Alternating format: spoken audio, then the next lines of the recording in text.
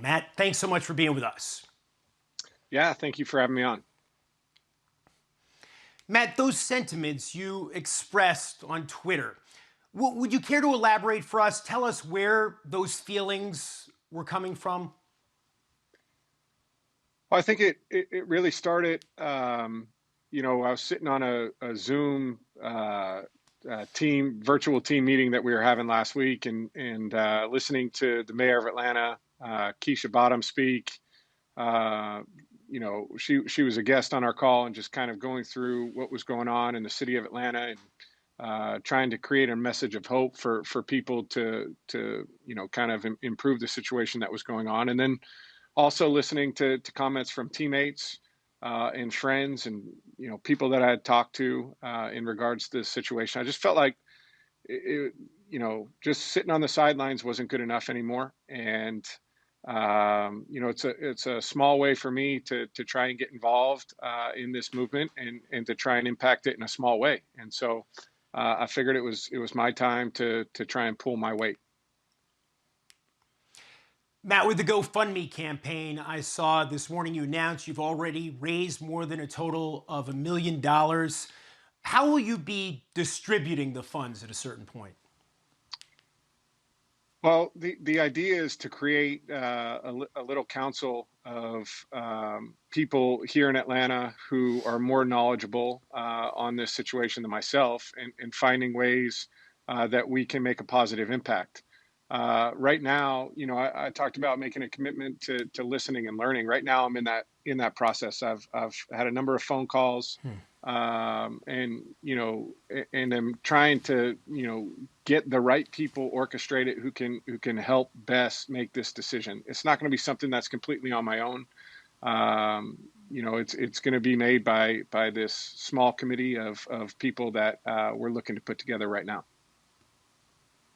The last couple of weeks, Matt, what has it been like for you watching the protests taking place in Atlanta, your adopted hometown?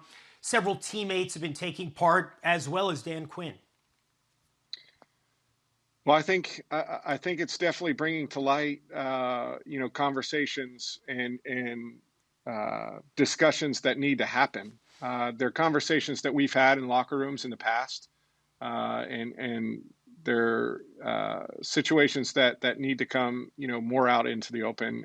And I've been encouraged to see that. I've been encouraged to see the peaceful protest here in Atlanta. I think Mayor Bottoms has done, an unbelievable job of leading during this time, and she's created a great example for what it can be like. And that's kind of the hope of all of this moving forward is, how do we all work together to improve this situation? There have been so many athletes the last few weeks speaking out, finding their voices. What was your reaction when you saw the video that was released last Thursday in which 17 NFL players were featured, including Patrick Mahomes and Deshaun Watson? I thought it was powerful, and I thought it it hit the message, and it got across the point that it's very personal to so many people, and to these sports stars that people look up to. The feeling is very personal, and so I thought it was effective, and I thought those guys did a great job in terms of putting themselves out there, to create continued dialogue on this situation. The next day, Roger Goodell put out his own video statement. It was kind of a second statement from the league after their first one a couple of weeks ago was widely criticized. In this one, Roger Goodell said the league should have been listening to players earlier. What did you think of that?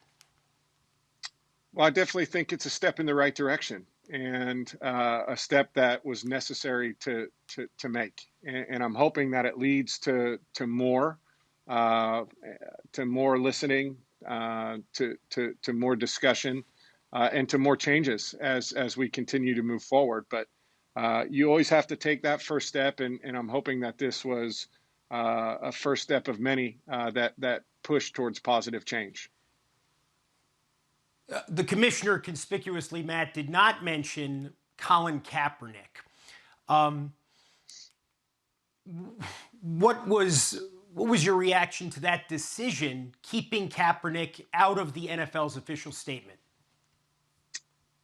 You know, that's not for me to say. I think that I believe that Colin deserves an opportunity and a chance. I played against him a number of times. He was always tough to go against, really competitive.